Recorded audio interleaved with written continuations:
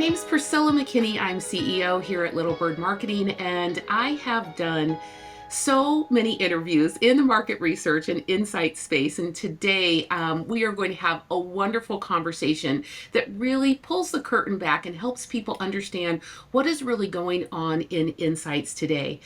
I have with me Michael Gray. He is the president and co-founding partner of Socratic Technologies. And Michael, I just have to say, I know you've heard me say this before, but one thing I love about this industry is I am never the smartest person in the room. So this is going to be such a fun conversation about what is going on truly with concept testing. So this is going to be great. Well, everybody's the smartest at something.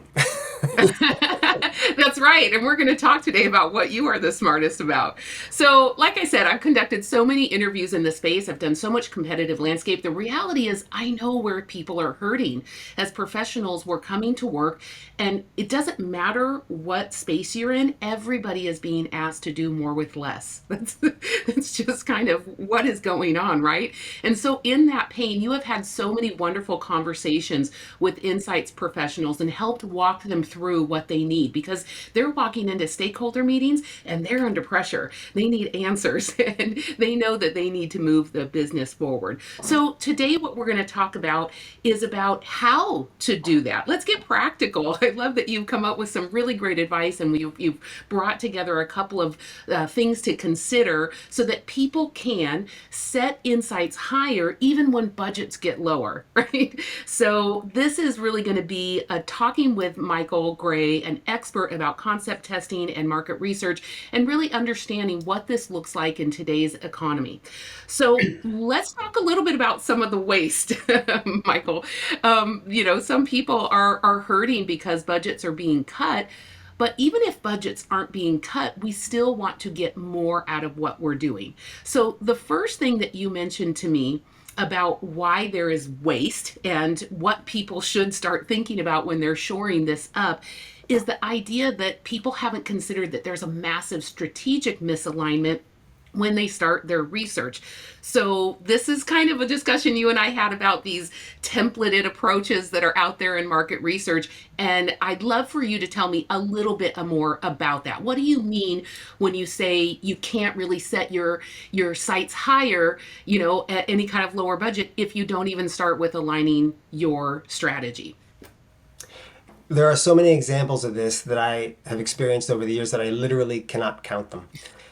For example, from the client perspective, you might have a situation where the management objective is to sign up incremental new customers. For say, and we do a lot of work in financial services, so a new online payroll system that would be attached to a new business checking account.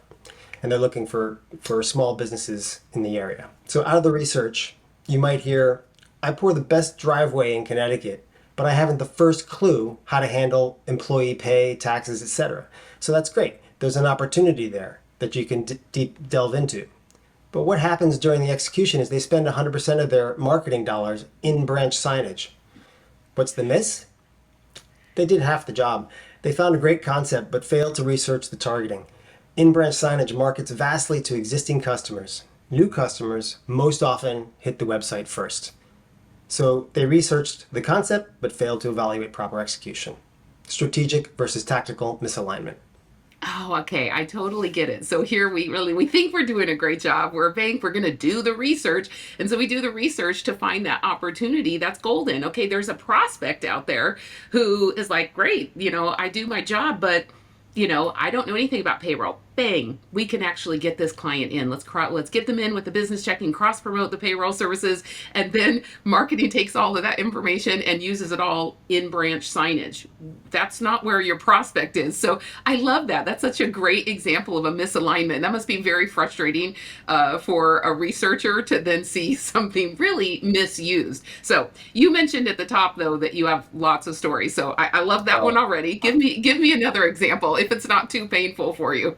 Well, I guess my most memorable is one of my earliest memories in marketing research. So this was early 90s. We were doing work for Apple, and they were testing basically a package design. And at the time, they were marketing a Word, Excel type, PowerPoint type product to their as a in the box software for retail. So we're testing the design of the actual packages, and there's three different designs that they've tested. Now, internally, I think that there were stakeholders that had preferences one way or another that liked different things. We weren't necessarily aware of what that was because we're just doing the research and trying to find the best answer and the products, the designs that communicate what the client wants to communicate. So we get into the presentation of results, and there's a room, and they have pizza, and there's 20 or 30 people in there, and we're halfway through the presentation, and we start to realize that what the client has routed internally as the winning designs was kind of a mix. Two of the designs were the right line, but the third one wasn't, and it was from one of the lines that did not perform as well. So somebody had a desire for that design to be a winner and put it in there. Well, over the course of the presentation, it started to get quieter and quieter and quieter in the room. It was very, very Awkward. awkward. Yes. Yeah, And yeah. nobody challenged the client, nobody challenged us on it in the moment. But yeah, that was an unfortunate situation. Okay, what do you think was really going on there? Like what like now that it's many years past, Hmm. you think I know you've thought about it a whole lot, but what was really happening in that room? Why was it possible to have that much misalignment? Well, on the supplier side, we have all experienced those engagements where the clients have desired outcome in mind, or the research Mm. is built to support a decision that is already made. Oh, that's just like maddening. It's like the CEO wants this answer. Can you go do spend a lot of money to go get this answer so we can all be okay about it? Yeah. I do not relish that moment, so I can see how painful that And was. it happens. But when that isn't the case, it takes client team discipline, dedication to the Mm. company's strategic objectives. It requires the ability to divorce yourself from emotional preference and evaluate the results with clear eyes. Okay, that's easily said. So tell me a little bit, how do you do that? So, and how do you advise people to do that so they don't get caught up in that emotion? Well, you use a structured approach that lets the results speak and allows you to take the emotion out of the decision. As a Mm. research partner, we really work with the client. We need to be disciplined and look at the results with an unbiased perspective. Really, though, the most important aspect of this is proper research design and planning up front so the ambiguity isn't there on the back end. Also, around the same time we were doing that Apple's presentation, I was getting certified scuba. And there was a saying back then: plan the dive and dive the plan. Plan the Mm. research and execute the plan. Okay, Michael, this is just like my mom. She says, plan the work, work the plan. So I'm with you. I'm totally tracking. And I love that. I think you really underscored there the word partner, right? So what you're saying, I think, to that is that there's a strategic misalignment if the partner also doesn't come in unbiased. So if the partner just has a brown box solution, they like to do it this way, they're not really starting with the strategy that the client and the real problem the client is presenting and how best we can move forward. And they're just approaching it saying, oh, just kind of taking it from what they've always done. That's not a disciplined approach. Is that what I'm hearing you say? Absolutely. More than once over the past 35 years, more than once in the past year, most commonly the situation is that clients have some historical research they're trying to replicate. In one case, Mm. we had a very complex choice based conjoint, and the client was trying to replicate those results. We recommended against it. They pushed back and they wanted what they wanted. However, in our discussions, it was clear that the answer to their current questions, a simple multi response max diff, was the right solution. But nope, Mm. the end client absolutely wanted us to execute the conjoint and create a simulator that matched their previous output. Mm. When we really Okay. dug into the details, especially with the simulator, the end client only really wanted a fraction of the output of which the previous research was designed for. So we were okay executing and building them out what they needed rather than reverse engineering unnecessary functionality in their simulator. Ultimately, multi-response MaxDiff would have been the right solution for a more straightforward analysis, and of course the respondent taking the survey. Mm-hmm. In the end, we were asked, well, can you give us this end result? And we said, well, the max diff would have given you that, but the conjoint doesn't quite do it the same way. Okay, well, what I'm hearing, again, I kind of want to come back to that, what you underscored, the partnership coming in. And another way of putting this is what I'm hearing from you is to lead with the method is the way where you just get emotional, right? So instead, leading with the company objective, that's how you actually really become a partner and really help them have the result they want at the very end. And I think the clients sometimes can't see that.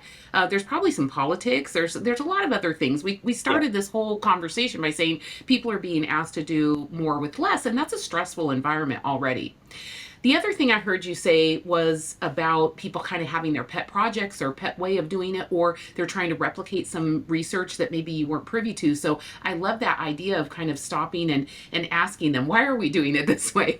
Are you sure that's what you want to do? And I'm sure you've had varied responses when you come toe to toe, like what you're talking about, and say, hey, that's not going to give you the best result. And kind of what you're calling a concept test in this moment is maybe better answered with a max diff or a discrete choice or conjoint or turf model or a blend or whatever it is you can do as professionals over on the Socratic technology side. But you know what I really love to hear is that you're looking to support the client no matter what it is they need. So I think that's one of those ways that we can overcome the strategic misalignment is right from the get-go is to be faithful to the strategy because we need to stay very aligned on the objective. Yeah, So and I love that. That's the first place where people are losing money. yeah, and really we didn't get any clarity on that until we got the client, the end client, and our research client in the room together and really talked through what their actual goals were and what they wanted. So that was Mhm. the end solution for that particular case, although it still didn't quite meet their objectives. Okay, nothing's perfect, but today you're giving great advice about how to really avoid as many pitfalls as you can in research. Okay, so we said everybody's being asked to do more with less, and we want to have the very best insights, even if budgets are being cut, or even if our time is being cut, or bandwidth. And we're going to talk a little bit about bandwidth. You shared with me that the second thing that comes up most often is that there is a severe reality of institutional memory loss when it comes to market research within an organization. And there's kind of two things at play here that we're going to discuss. The first thing that you brought up to me was this idea that, you know, when insights are done, when reports are done, they disappear into PDFs and PowerPoints, and even some pieces of research are lost on the cutting room floor, so to speak. And so then a company can come back through and say, oh, let's ask this question. Wait a minute, we've already asked this question. But if the people aren't there or the data is not stored in a way that can be queried, then they waste all kinds of money. And that is that institutional memory loss that is a real problem.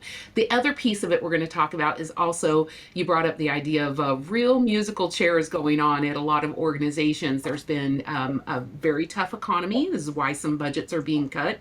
There's also a lot of layoffs. And sometimes people also, you know, have good news. They get advanced in their career and they're gone. And so that musical chairs happens over at your partner clients, and some of the institutional knowledge is gone. So, have you ever had a client ask you to test a concept that you know you've already tested for them? Oh, without a doubt. Or at least concepts that are very close in execution and positioning. Mm. I mean, not exactly. Close enough that meaningful insights can be drawn from that prior research. I mean, you always hope that your research, and we had this comment from a client recently with our CEO walks around claiming, you know, I love this configurator research, the Socratic configurator, that was the best thing in the world, and that research has made its way around the organization. That's what you love to hear, but that's not often what happens. What Mm. happens is concepts get lost. I have a few examples. First, in many of our larger client firms, there's a culture of move them up and move them out, or move them out. Move them Mm. up or move them out. Either you're advancing in your career within the organization or you are hitting a dead end. I mean, kind of like the lawyers. If you're not making partner by a certain period of time, then you're going to be, you know, pushed out. Mhm. So being in a role more than 2 years becomes rare, and knowledge transitions out of the department pretty quickly. In a way, the company culture of advancement is creating this institutional Alzheimer's. So this is so prevalent that one of our internal solutions is that we've built what we call a research engine into our online platform. We use it internally, not available for clients currently. So at least for that work we've done, we can search keywords, concepts, methodologies for each client and determine if we've done something similar in the past. And it's it's so standard now that we've made it part of the process of any project, looking at past research we've done for that client to identify items that we may have used before. I can point to at least one project that was also rescoped within just this past year, and that was the case. We were able to dig up data on a specific concept positioning around annual fees and a financial product, and they had just within the year done that research. So Oh we my gosh. I love what you said. It's a research engine, not research engine, like research it. Okay, so if you missed that the first time around, that's very, very clever. And I think what's important to know, as I've spoken with so many people in this industry, is that research, especially in concept testing, is so iterative. Right. And Mhm. so you need to be able to access that database, whether that database of knowledge is in the minds of a very capable team, or if there is some way that you can access that through your partner. So that's what I love hearing at Socratic Technologies. You are starting with the wait a minute, love I love money. I'll take your money, but let's just go see if we've done this before, right? So again, kind of coming back to your idea of what it really means to be a partner in concept testing is staying true to that strategic alignment, and secondly saying, wait a minute, is this really the best use of our money? Have we already answered this? So let's just say that a lot of these organizations don't have a singular place for reporting, and they have suffered an awful lot of either turnover or layoffs, or people have moved up. So what, as an expert, what to you is important to keep in mind if you don't have that singular place for reporting? Yeah, planning and preparation. You need to walk before you can run. Oh, just that. Just plan and prepare. That's it. I love it. I love it. Yeah. I mean, we talked about planning the dive and diving the plan, but another saying from the Navy SEALs is slow is smooth, smooth is fast. Fast is how we all need to operate. So we need to slow down at the start and do the groundwork necessary to set up a system that can operate smoothly and therefore quickly. I love that you brought that Navy SEALs mantra in here because it is a bit counterintuitive. Like, we're all feeling pressed. And so the idea is often let's just panic and move fast. But you're saying slow is smooth, smooth is fast. So tell me a little bit more about that. Yeah, so yeah, laying the foundation. You got to do the research to define the core metrics that matter in your market. These are the things that drive action from your target consumers. And oftentimes firms have that in place and they understand their market to that degree, so we can build on previous research for that. And then you want to establish consistent measurement tools. We often see concept tests run even within the same organization, but by different people with widely varying scales: 5 point scale, 7 point scale, semantic differential, etc. Consult with the stakeholders, build consensus around what makes sense for you, and use it consistently. Oh, I love that point because you work with so many different people on the team. And as people are writing the concept test and writing the questions, if they all haven't really agreed on that consistency in measurement tools, who knows what a three means here and a five means over here? Like, those kinds of scales often are misinterpreted even by the person, participating in research. So, of course, it's going to be misinterpreted internally. So, I love that. Okay. So, the first thing you're saying is define those core metrics, like figure out what it is, and then consistent measurement tools. Everybody get in the room. We're all going to agree. This is how we're going to do things. Okay. What else? Yeah, I mean, we can handle rescaling things sometimes, but Mhm. it gets lost in translation when you want to stick as close to the core data as you can. Um, but the next most important thing I think is establish meaningful benchmarks to compare. And again, a lot of firms have that in place already. They may have a product that they've used in the past that that they want to compare to, or you want to compare to the leader in the market. So you have research results on that. But you don't want to compare the performance of new technology concept to that of a can of cola. It doesn't make a lot of sense. Mm. So establish your own internal benchmarks, and then you're measuring against that. Next, you might want to develop a deep understanding of what drives action. So within your market, there are specific key drivers. In financial services, it isn't the same as consumer products or technology. So you've got to understand specifically what you need to perform best at. Measure your Mm. concepts against meaningful metrics. Do they align? Apply these metrics to any creative messaging you're working on. I mean, we've had this talk internally. What is a concept? Is it a statement? Is it a reason to believe statement, or a video? Is it a commercial? Text, audio? Be consistent. Leave room for customization in any given survey, but make sure your core metrics are in place for whatever you're testing. An advertisement, a video advertisement, a piece of PDF collateral, color with images, something to be left on a table somewhere. If it's an audio advertisement for commercials on radio, if radio is still a thing. But yeah, be consistent. Yeah, I think radio's still a thing. And also, here's the problem. The reason why we're having this conversation is everything is still a thing. The omni-channel experience is so crazy that that's why people are so pressed. And when we talk about something like this, like you mentioned, bring up, consistent measurement tools. That's why these things are so important, because we are all in the marketing world juggling between this channel and that channel and this channel and that channel. And they are different listeners or prospects or consumers, existing customers. And so we do need to make sure that the source of truth, where we're looking at the data in order to make that decision, that it's totally reliable, right? And so I love what you've given is just very helpful tips about how a team can come together and really make sure that they're not only getting the strategy aligned, but like you said, getting the best out of the institutional memory, which means making sure that the institutional memory is not just in some person's head who's sitting there. So I do know that you use a branded dashboard, and that's one way that Socratic Technologies comes in and helps people. They may have a different way of doing it, but tell me a little bit about your always on branded dashboard, and how you use that as single source of truth with your clients.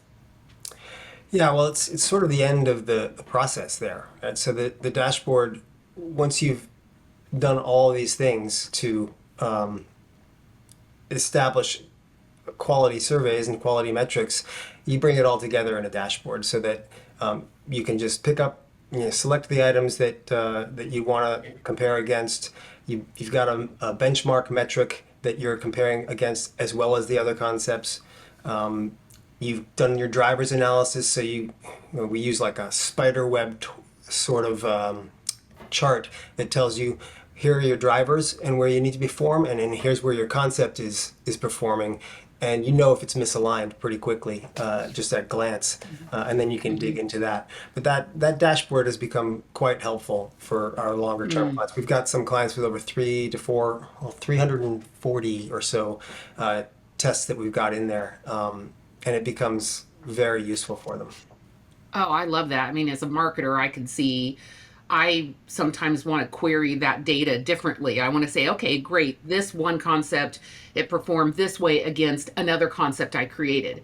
But how does this concept perform against one of my competitors? And then I'd also want to know, how does this concept, perform against a real historically high performer in the market, Yeah. like one of those unicorns. And so I can see where I want to think about my data a little bit differently, over time. And so being able to come back to that one source. But what I hear you saying, and what I think is valuable in this conversation for our audience, is to say, whether you use Socratic Technologies dashboard and have done all that fundamental work, or you do it yourself, you need a single source of truth. And so you need to be thinking, how are you dealing with institutional memory loss, whether it's just the data not getting placed in the same location that can be queried, or whether it's just walking out the door with the talent that was once with your team. So this is a way that people, I think, leak money on teams, Yeah. and they're not getting the highest quality of insights, even when budget or time is getting lower, is because, they need to do that fundamental work and be able to have that one place. So I love that. I think that's really great expert advice. Okay, so let's talk a little bit about, the decisions people are making about speed versus quality, right? And then there's, I think, a third thing, which is cost trade-offs. Okay, so we all do not have unlimited budgets. Okay, there's nobody out there who just has unlimited budget. But the industry, and very much specific industries, have times where the industry is moving way too fast, and there's no way that even what people are used to in agile marketing of a 7 to 10 day turnaround even works. I know that seems crazy, but the reality is that many market researchers are walking into a stakeholder meeting in the afternoon and they're being told that they need this information tomorrow. Well, one of the options, or worse, yesterday, right, as the joke goes. But what happens in that moment, and what I hear a lot in the fear in market research departments, is that when market research can't be done quickly, it's just going to get skipped entirely. And that is a disaster. That's just uninformed Oh, decisions, I got right? just a quick story. I mean, when I was just starting in marketing research, again, in the early 90s, um, my best friend from high school, I was over at his house talking to his father, who was a marketing manager at Clairol.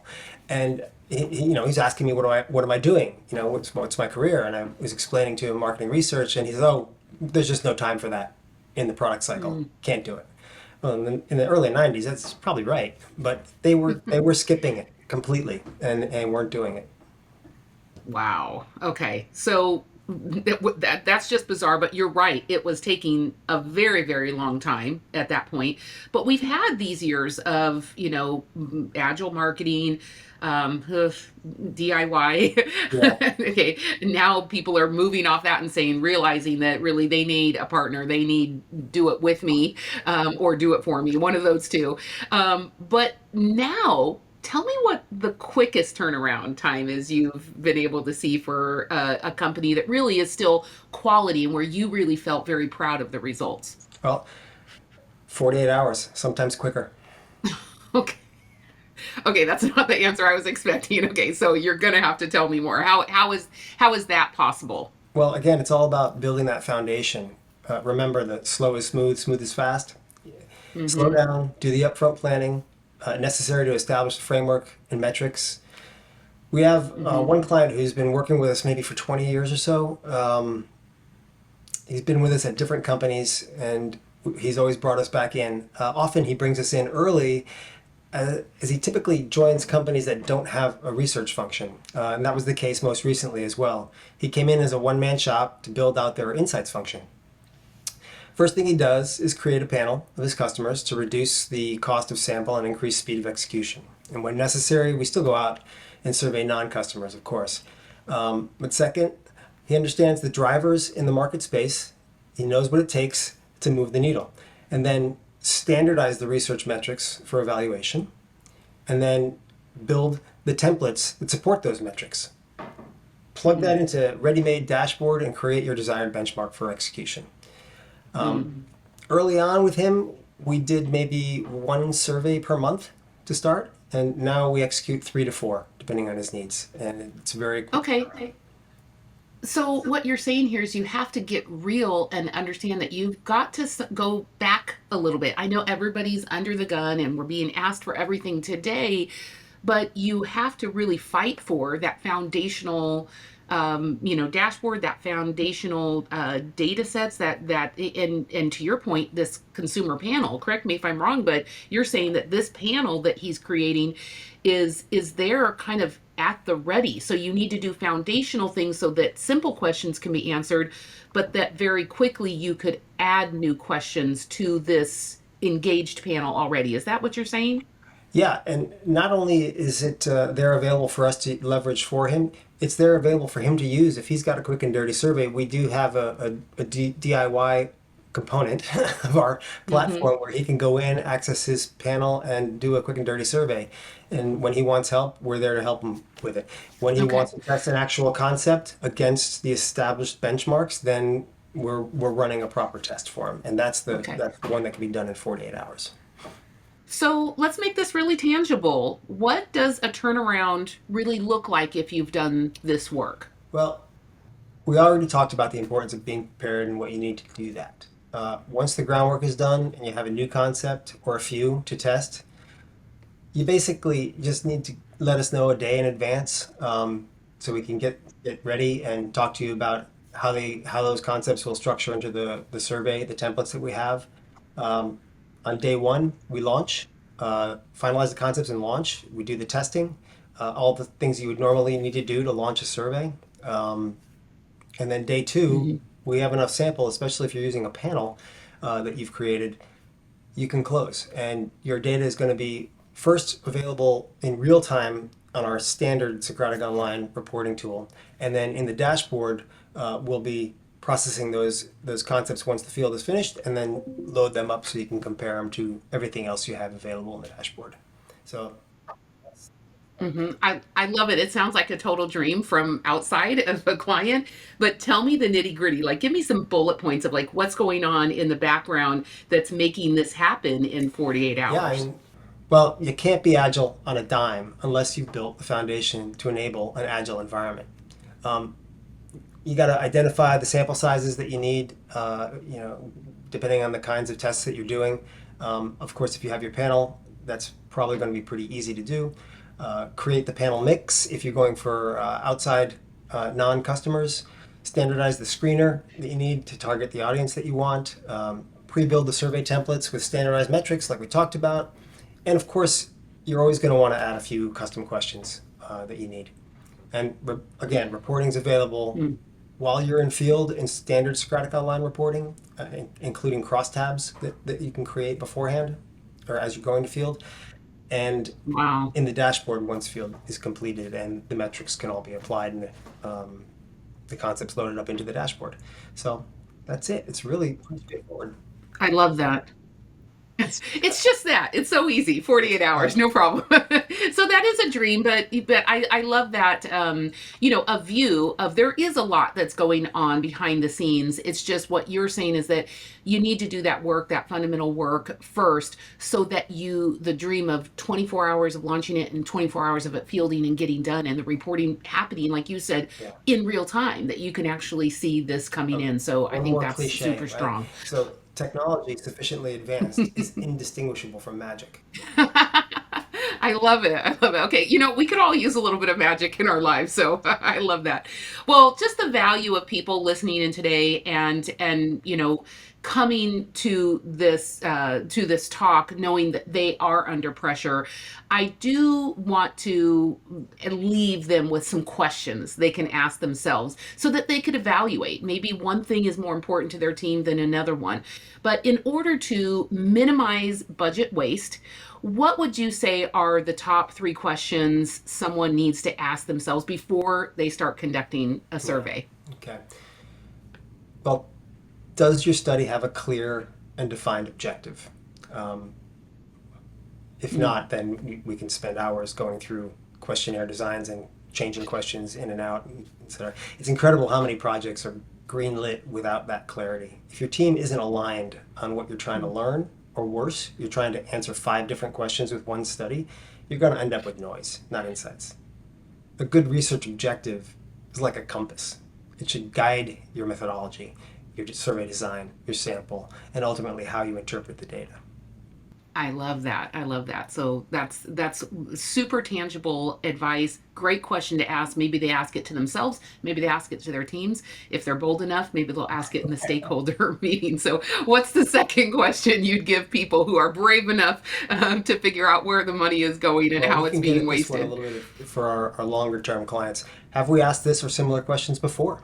Um, they've got to do the work internally to Mm, their mm, organization, but we can do that work on work that we've done for them. And this gets overlooked constantly. We call it institutional memory loss, and it's real. Team turnover, shifting priorities, new mm. agencies, insights often get buried in inboxes and lost in one off decks.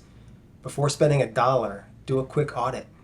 Can you leverage or build upon what's already known? Our clients use our research engine to check past concepts, audiences, and findings because sometimes that's the best way to move forward because sometimes the best way to move forward is to look back first. I love that. And again, I want to underscore it's the research engine. And so, do you have a mechanism that you can go and research what you actually have researched in the past? So, I love that. Okay. Third takeaway, what's the question people should ask themselves so that they can really set their sights and set their insights really higher, even if their budgets or time or bandwidth is Well, they need getting to think lower? about what they're asking their research vendors to do. They want insights in as quick as 48 hours. What would it take to get answers in 48 hours? Because here's the thing, if your team is under pressure and needs to move fast, skipping research entirely can feel like the only option, but it shouldn't be. If you've done the groundwork, your screener's ready, your panel's built, your metrics standardized, then you can absolutely move quickly and still maintain rigor. And if the answer is we're not ready to move that fast, then maybe the ROI isn't there yet. But at least you're making that decision with eyes wide open and not by default. No, that's a tough place to leave, but I hope that it gives people also a way out. But it's realistic. It's saying everybody is under pressure, but if you want that rigor, which you need for really solid decision making, you're gonna have to ask these tougher questions. And you're gonna have to ask it of yourself, you're gonna ask it of your team. And I love kind of how you put it, you have to ask that of your partner. Are they really being a partner? So when people are looking to set insights higher, when budgets are lower, these are just some realities about how concept testing is getting done in today's economy and with today's pace of business. Michael, thank you so much for the conversation and just for the expertise of being willing to actually give people, really solid learning and kind of maybe assuage a little bit of some of the panic that goes on in research. I know we all feel like we want to deliver the very best for our Thank you. brands. So